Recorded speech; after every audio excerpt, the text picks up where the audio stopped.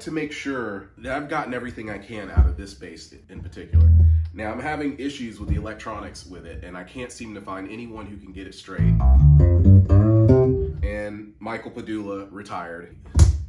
See, hear all that? And yeah, it's got a little bit of a bow in it, but this bass,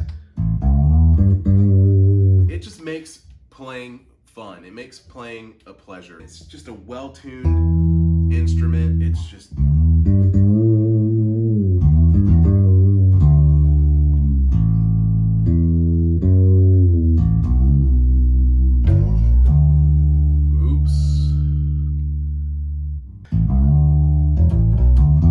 Let me play this bass for just a little bit.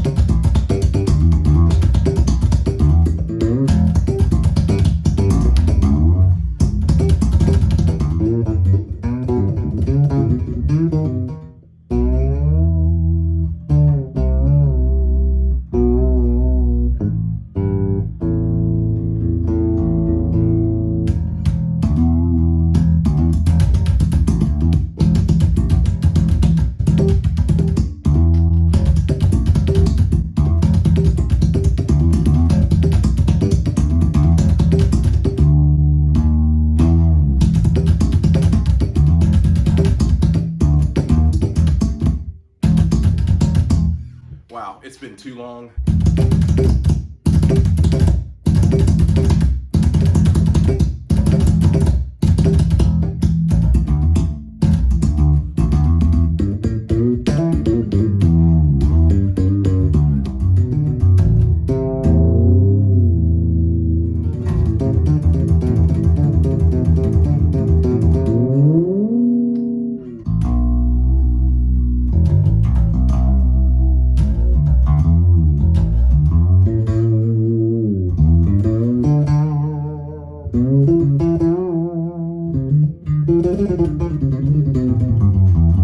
The notes come so easy on it, and the way it plays it.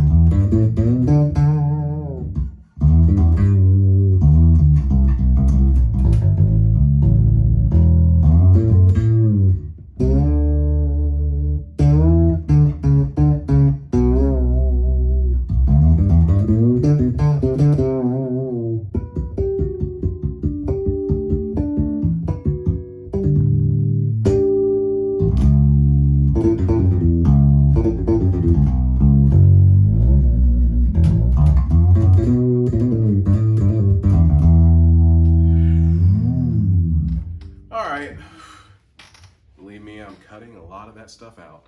So, in closing, I've got the P-Bass. I'm really not looking for another P-Bass. So I will say that it did the job there, because every once in a while I'll pick up another P-Bass and I'm like, nope, it's not like mine.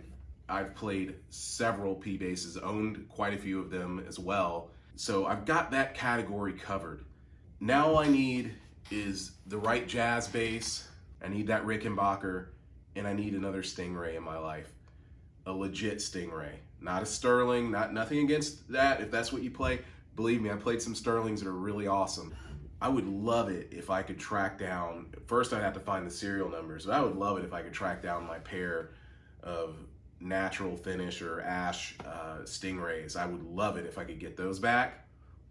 Wouldn't mind getting my hands on a mid-90s or even early 2000s Stingray. You know, just a 4-string.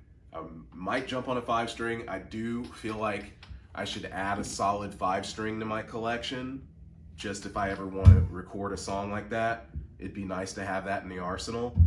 But for now, this bass, I'm not going to get rid of it again. I'm going to stick with it. It's a one-of-a-kind bass.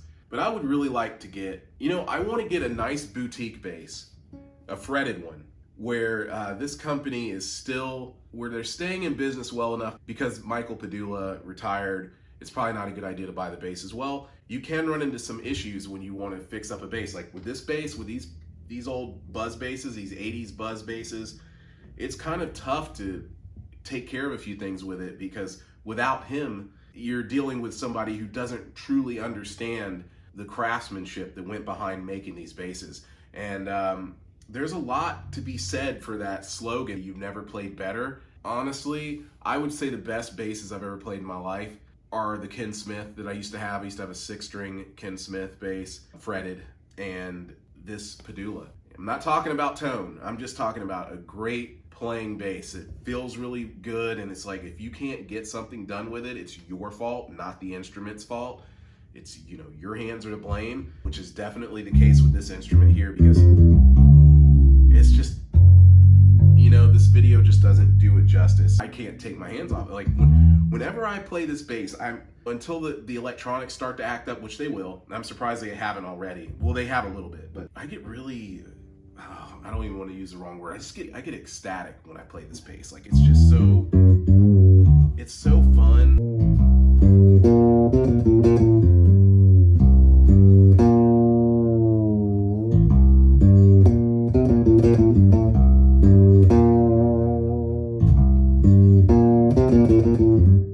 That's Melt the Guns by XTC. You should check them out. Sorry, lost my point for a second there, but anyway, I just want that type of bass that you feel like, if I had to let go of every instrument, what instrument do you want to be buried with? If you ask yourself that question, it's like, this is the bass. I'm like, bury me with this bass. Like, this is, love it or hate it, whether it's your style or not.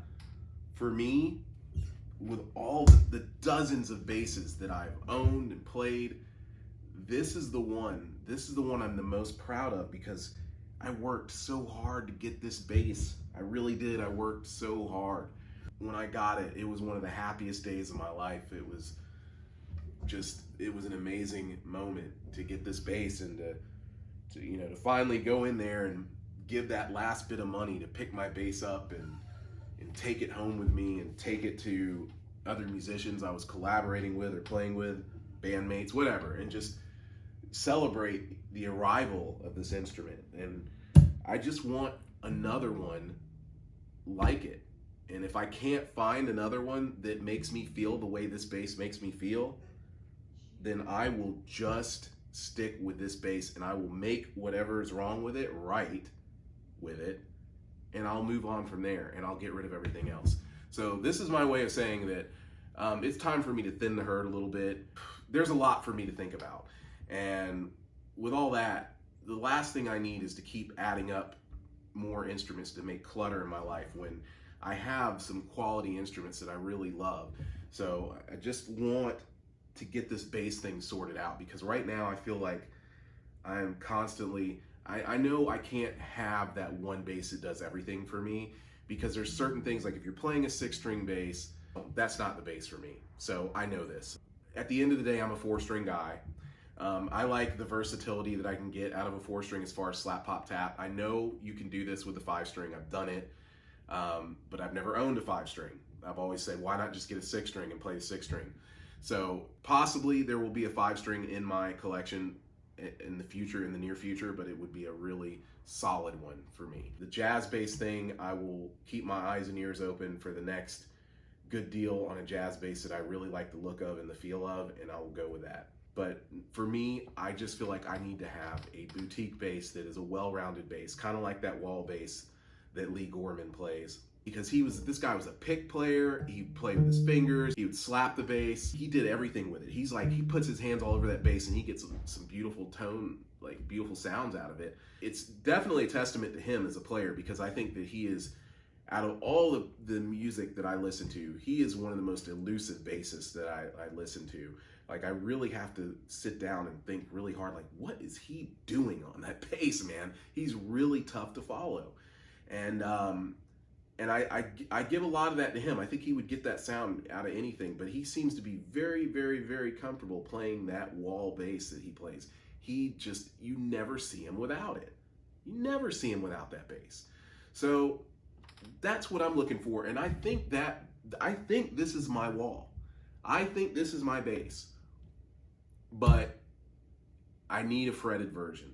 I think that fretless is great. I love to hear it on certain tracks. I've recorded this actual bass, and I've done some memorable bass lines in my past that I think were memorable, at least, with this bass. But I think that if it were fretted, if I just had a straight MVP Padula, or like I said, a good fretted boutique bass, I think I would be much, much happier.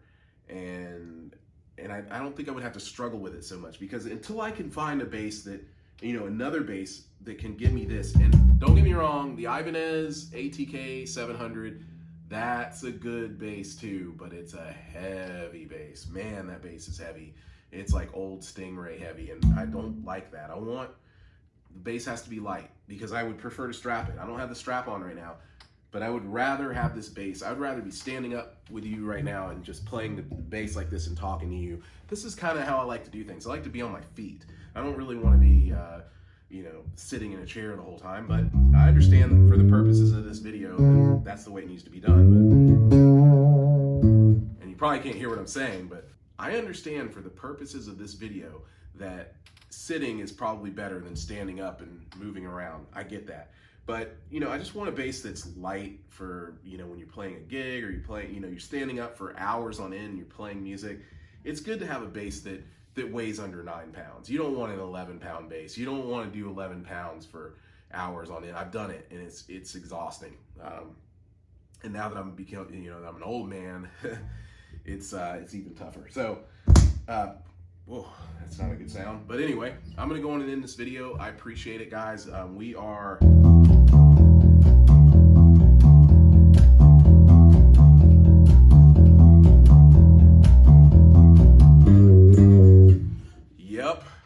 we're halfway there. Thank you, guys. We're gonna get there soon. 1,000 subscribers and far beyond.